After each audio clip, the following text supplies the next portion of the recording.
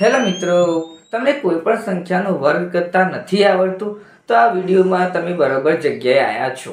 તો વિડીયોને અંત સુધી જોતા રહેજો. તો કોઈ પણ સંખ્યાનો વર્ગ હશે, 2 ડિજિટમાં હશે કે 3 ડિજિટમાં હશે તો આવડી જશે. વર્ગ કરતા સરળ રીતે કરતા આવડી જશે. તો ચાલો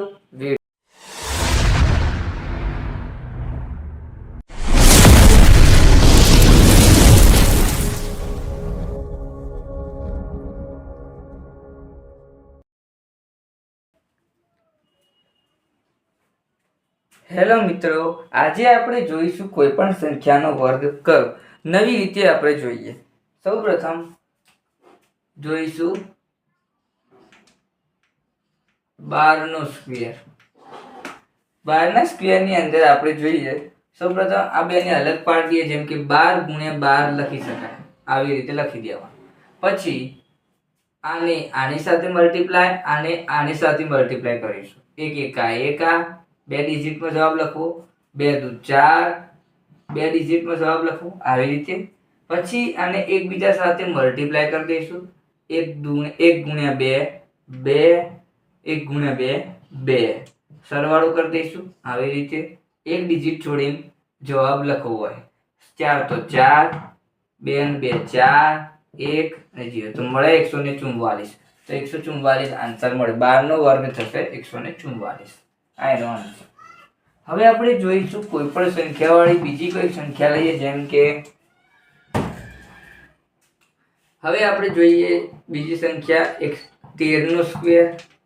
13 ના સ્ક્વેર ની અંદર 13 ગુણ્યા 13 કરી દઈએ, એટલે કે 13 * 13.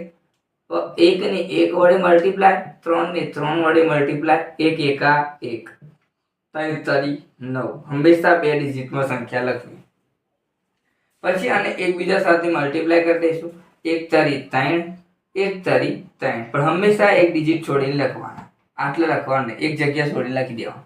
9 તો 9, 3 3 6, 1 મળ્યા 169. આ 169 મળ્યા તો 13 નો સ્ક્વેર થશે 169. આ એનો આન્સર. હવે આપણે જોઈશું આગળ. હવે આપણે જોઈશું 18 નો સ્ક્વેર. 18 ના સ્ક્વેર ની અંદર આપણે 18 મલ્ટીપ્લાય 18, એટલે કે 18 * 18 લખી દઈશું. આવી રીતે હવે અને એકબીજા સાથે મલ્ટીપ્લાય કરીશું. આને આની સાથે મલ્ટીપ્લાય, આને આની સાથે મલ્ટીપ્લાય. એ 1 ને 1 સાથે 8 ને 8 64. આવી રીતે લખી દીધું. હવે આપણે એકબીજા સાથે મલ્ટીપ્લાય કરીશું. આવી રીતે હવે 1 * 8, 1 * 8, 8 * 8, 8 * 8. આવી રીતે પ્લસ કરીએ. 4 તો 4, 8 8 16, 16 ને 6, 8 8 16, 16 ને 6 22, 22 ને 2 વધી આવી 2, 2 ને 1 3, મળ્યા 324. આન્સર મળે 324. 18 નો સ્ક્વેર થશે 324. આ એનો આન્સર. હવે આપણે જોઈશું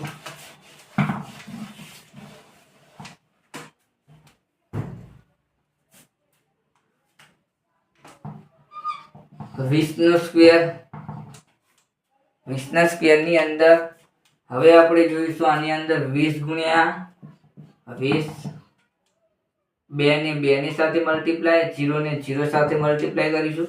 2 દુ 4, પણ હંમેશા 2 ડિજિટમાં જવાબ લખો. 0 ગુણ્યા 0, પણ હંમેશા 2 ડિજિટમાં આન્સર લખવો. પછી આને એની સાથે મલ્ટીપ્લાય, આને આની સાથે મલ્ટીપ્લાય કરો તો 0 જ આન્સર મળે. પછી સરવાળો કરીશું તો આન્સર મળશે 400. તો આન્સર મળ્યો 20 નો સ્ક્વેર 400 આન્સર મળ્યો. હવે આપણે જોઈશું આગળ.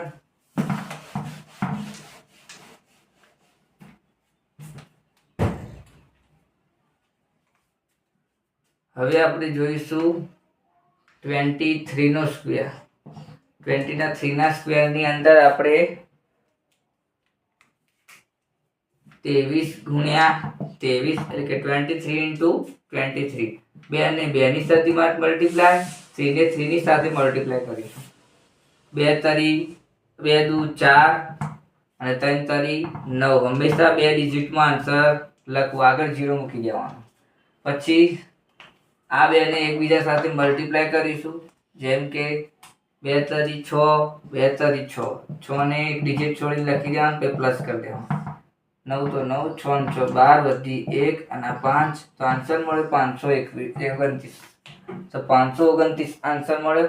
હવે 23 નો સ્ક્વેર, 23 નો સ્ક્વેર થશે 529. આ એનો આન્સર.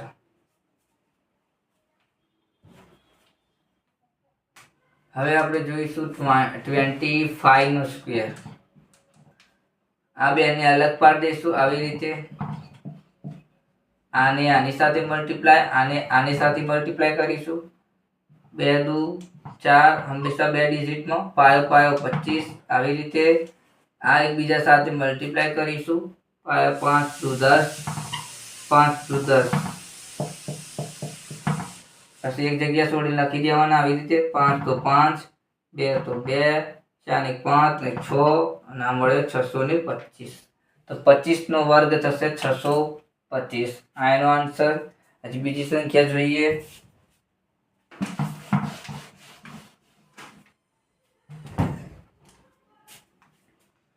હવે આપણે જોઈશું 85 નો સ્ક્વેર.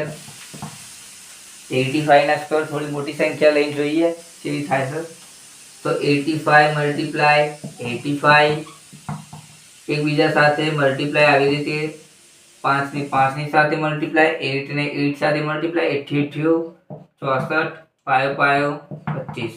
હવે એક ડિજિટ છોડીને સંખ્યા લખવાની. આ એકબીજા સાથે મલ્ટીપ્લાય અને 8 પંચું 40, 8 પંચું 40 લખી દીધો. હવે 5 તો 5, 2 તો 2, 4 ને 4 12 વધી 1 ને 7, તો 7225 આન્સર મળે. તો 85 નો વર્ગ થશે 7225. આ એનો આન્સર. વિડીયોને આટલે સુધી રાખીએ. વિડીયો ગમે તો લાઈક, શેર અને કોમેન્ટ કરીને જણાવો કે વિડીયો કેવો લાગે. જય શ્રી રામ.